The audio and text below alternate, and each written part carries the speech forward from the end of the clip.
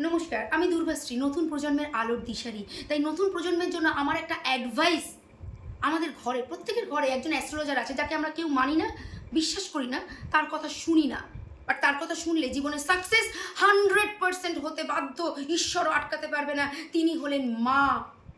প্রত্যেকের ঘরে মা আছেন যে তার বাচ্চার জন্য সব থেকে বড় অ্যাস্ট্রোলজার। বিকজ মাথায় রাখতে হবে, এই ভদ্রমহিলা, এই মা আমাদের প্রত্যেককে 9 মাস আগে চেনে। যখন সমাজ আমাদের 9 মাস, পৃথিবী আমাদের 9 মাস পরে পৃথিবীর সাথে আমার ইন্ট্রোডিউস, বাট মায়ের সাথে ইন্ট্রোডিউস তারও 9 মাস আগে।